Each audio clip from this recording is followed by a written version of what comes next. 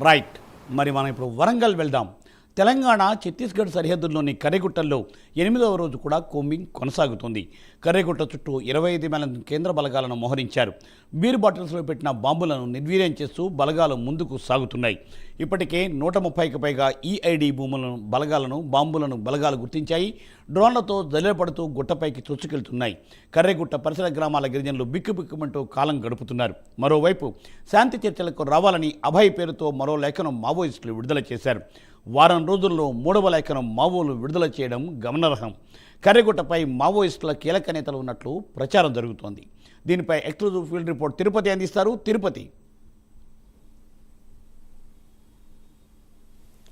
మూర్తి, operation Kagar పేరుతో తెలంగాణ ఛత్తీస్గఢ్ సరిహద్దు ప్రాంతంలోని కర్రెగుట్టలో 8వ రోజు కూంబింగ్ కొనసాగుతుంది. ఈసారి చాలా సుదీర్ఘంగా కూంబింగ్ కొనసాగుతుంది. 8 రోజుల నుంచి కూడా కేంద్ర బలగాలు కావచ్చు, ఛత్తీస్గఢ్ రాష్ట్రానికి సంబంధించినటువంటి పోలీసులు కర్రెగుట్ట ప్రాంతాన్ని అణువణువు జల్లెడ పడుతున్నట్టు తెలుస్తుంది. అణువణువు జల్లెడ పడుతున్న నేపథ్యంలో మావోయిస్టులకు సంబంధించినటువంటి స్థావరాలను కావచ్చు, బంకర్లను నిర్వీర్యం చేస్తూ, మందుపాత్రలను నిర్వీర్యం చేస్తూ కర్రెగుట్ట ప్రాంతాన్ని అంతా వారి ఆధీనంలోకి తీసుకున్నటువంటి ప్రయత్నాన్ని కొనసాగిస్తున్నటువంటి పరిస్థితి కనబడుతుంది. గత కొద్ది రోజులుగా కర్రెగుట్ట ప్రాంతంలో కీలక మావోయిస్టులు అందులో ఉన్నటువంటి సమాచారం కొద్దే హిడ్మా దళం కావచ్చు, కీలక మావోయిస్టులు కర్రెగుట్ట ప్రాంతంలో నివాసం ఏర్పరచుకొని బంకర్లు ఏర్పరచుకుని అక్కడ నివాసం ఉంటున్నటువంటి సమాచారంతోనే పెద్ద ఎత్తున కూంబింగ్ కొనసాగుతున్నట్టు తెలుస్తుంది. 25,000 మంది బలగాలతో ఈ కూంబింగ్ కొనసాగుతున్నట్టు తెలుస్తుంది. తెలంగాణ పోలీసుల ప్రమేయం లేకుండా కేవలం కేంద్ర బలగాలు కావచ్చు, ఛత్తీస్గఢ్ సంబంధించినటువంటి పోలీసుల సంయుక్తంగా ఆపరేషన్తో ఈ కూంబింగ్ కొనసాగుతున్నట్టు తెలుస్తుంది. అయితే ఈ కూంబింగ్ కొనసాగుతున్న నేపథ్యంలో మరోవైపు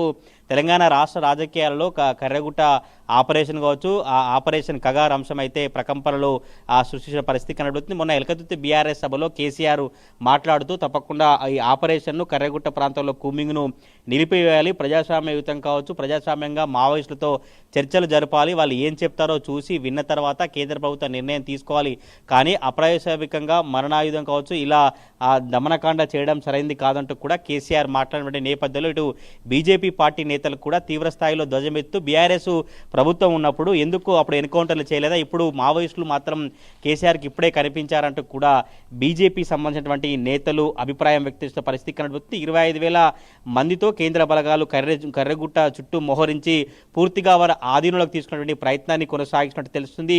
బీర్ బాటిల్స్లో పెట్టినటువంటి బాంబులు నిర్వీర్యం చేస్తూ బలగాలు ముందుకు కదులుతున్నాయి. ఇప్పటికే 130 పైగా ఐఈడి బాంబులను బలగాలు గుర్తించినట్టు తెలిసింది. డ్రోన్లతో జల్లెడ పడుతూ గుట్టపైకి చొచ్చుకెళ్తూ మొత్తం కూడా ఎక్కడైతే వారు బంకర్లు ఉన్నాయో, ఎక్కడైతే పెద్ద పెద్ద సొరంగాలు ఉన్నాయో ఆ సొరంగాలంతా కూడా నిర్వీర్యం చేసుకుంటూ వెళ్తున్నటువంటి పరిస్థితి కనబడుతుంది. మనం విజువల్లో చూస్తున్నాం. ఇటువంటి పెద్ద పెద్ద సొరంగాలనే కర్రెగుట్ట ప్రాంతంలో మావోయిస్టులు ఏర్పరచుకుని అందులో నివాసం ఉన్నట్టు కేంద్ర బలగాలు గుర్తించారు. మొత్తం ఆ కర్రెగుట్ట ప్రాంతం అంతా కూడా 90 కిలోమీటర్ల మేర కర్రెగుట్ట ఉంటుంది. అయితే ఆ కర్రెగుట్ట చాలా సేఫ్ జోన్ అంటూ కూడా మావోయిస్టులు అక్కడ నివాసం ఏర్పరచుకున్నట్టు తెలుస్తుంది. అయితే ఈ కర్రెగుట్ట సంబంధించిన ఆపరేషన్ కొనసాగుతున్న నేపథ్యంలోనే శాంతి చర్చలకు రావాలని మావోయిస్టు అభయ్ పేరుతో మరొక లేఖ విడుదలైంది. వారం రోజుల్లో 2 లేఖలు విడుదల చేశారు మావోయిస్టులు, కానీ ప్రభుత్వ సంబంధించినటువంటి ఎవరూ స్పందించడం లేదు. తప్పకుండా స్పందించి చర్చలు జరపాలి, చర్చలు జరిపి ఈ ఎటువంటి షరతులు లేకుండా జార్ఖండ్, ఒడిశాతో సహా ఛత్తీస్గఢ్లో మావోయిస్టులపై యుద్ధాన్ని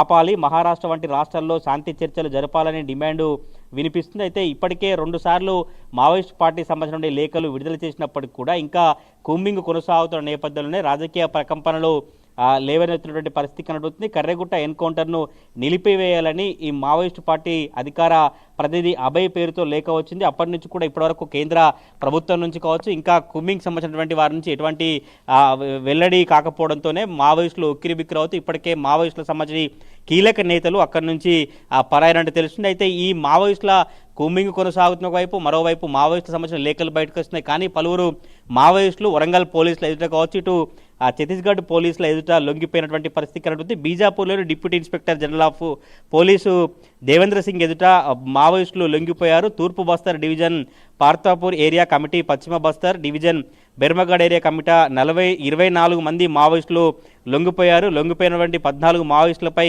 28 లక్షల రివార్డు ఉంది. ఇందులో 24 మావోయిస్టులు లొంగిపోయినట్టుగా అధికారికంగా పోలీసులు వెల్లడించినటువంటి పరిస్థితి కనబడుతుంది. 203 మంది మావోయిస్టులు లొంగిపోగా మొత్తం ఇంకా 90 మంది మావోయిస్టులు మృతిచెందినట్టు తెలిసింది. 2025 సంవత్సరం జనవరి 1 నుండి వివిధ ఎన్కౌంటర్లో 213 మంది అరెస్టు అయినట్టుగా పోలీసులు అధికారికంగా వెల్లడించినటువంటి పరిస్థితి కనబడుతుంది. తెలంగాణ రాష్ట్ర రాజకీయాల్లో కర్రెగుట్ట ఆపరేషన్ అంతా ఇప్పుడు చర్చనీయాంశంగా మారి దీనికి సంబంధించి ఇప్పటికే సీఎం రేవంత్ రెడ్డి జానారెడ్డితో కావచ్చు, కేకేతో కలిసి మావోయిస్టులకు సంబంధించిన అంశం కావచ్చు, కర్రెగుట్ట కగార ఆపరేషన్ అంశం కావచ్చు, మావోయిస్టులతో చర్చలు జరిపితే ఎటువంటి నిర్ణయం తీసుకోవాలి, ఎట్లా ఉండబోతున్నట్టు కూడా సీనియర్ నేతలు కావచ్చు, అప్పట్లో హోంశాఖగా పనిచేసినటువంటి జానారెడ్డితో సీఎం రేవంత్ రెడ్డి ఆ చర్చలు జరిపినటువంటి పరిస్థితి కనబడుతుంది. మరి చూడాలి, ఇప్పటికే స్థానిక ప్రజాప్రతినిధులు కావచ్చు, కాంగ్రెస్ నేతలంతా కూడా కేంద్ర ప్రభుత్వానికి సీఎం రేవంత్ రెడ్డి లేఖ రాయబోతున్నారు. తప్పకుండా ఆపరేషన్ కగార్ను నిలిపేయాలని వాళ్ళు డిమాండ్ చేసినటువంటి పరిస్థితి కనబడుతుంది. తెలంగాణ రాష్ట్ర వ్యాప్తంగా ఉన్నటువంటి ఆదివాసీ సంఘాలకు కూడా రోడ్డుపైకి ఎక్కి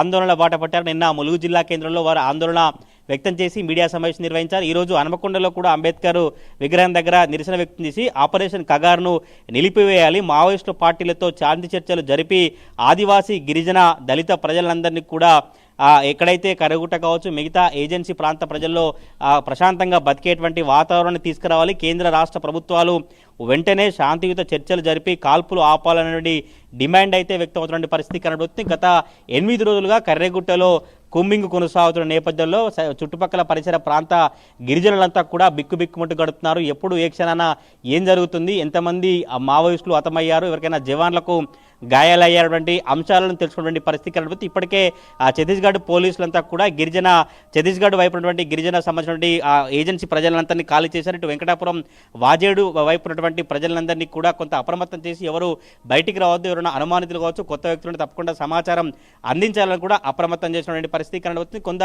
ఎండవేడిమి ఎక్కువ ఉన్నటువంటి నేపథ్యంలో అనేక మంది జవాన్లు వడదెబ్బతో అస్వస్థతకు గురయ్యారు. ఇప్పటికే వెంకటాపురం ప్రభుత్వ ఆసుపత్రి కావచ్చు, భద్రాచలం ప్రభుత్వ ఆసుపత్రిలో కొంతమంది చికిత్స అనంతరం మళ్ళీ తిరిగి డిశ్చార్జ్ అయిన పరిస్థితి కనబడుతుంది. 3-4 రోజులకు ఒక్కసారి కేంద్ర బలగాల కొత్త టీం లోపలికి వెళ్ళి వాళ్ళు కూంబింగ్ కొనసాగిస్తున్నట్టు తెలుస్తుంది. ఈ రోజు కూడా కొంతమంది కేంద్ర బలగాలకు సంబంధించి కావచ్చు, కొంత పోలీసులు కొత్త టీము కర్రెగుట్ట లోపలి ప్రాంతానికి వెళ్ళినట్టు తెలుస్తుంది. రోజు రోజుకు ఏ రోజు ఆ రోజు కేంద్ర బలగాలకు ఆర్మీ హెలికాప్టర్ ద్వారా ఆహార పదార్థాలు, వాటర్ బాటిల్స్, బిస్కెట్ను లోపలికి పంపించి నిశ్చితంగా కూడా కేంద్ర ప్రభుత్వం, ఛత్తీస్గఢ్ పోలీసుల సంయుక్తంగా కూడా కర్రెగుట్ట ఆపరేషన్ కొనసాగుతున్న పరిస్థితి కనబడుతుంది. ఇప్పటికే అనేక మంది మావోయిస్టులు హతమైనట్టుగా తెలిసింది, కానీ అధికారికంగా ఇంకా భద్రతా బలగాలు ధృవీకరించిన అవసరం అయితే కనబడుతుంది. ఇప్పటికే బీర్ బాటిల్స్ గురించినటువంటి మందు పాత్రలను నిర్వీర్యం చేసుకుంటూ కర్రెగుట్టలో మాత్రం 8వ రోజు ఆపరేషన్ కొనసాగుతా ఉంది. Murthy, thank you Tirupati, thanks for exclusive details.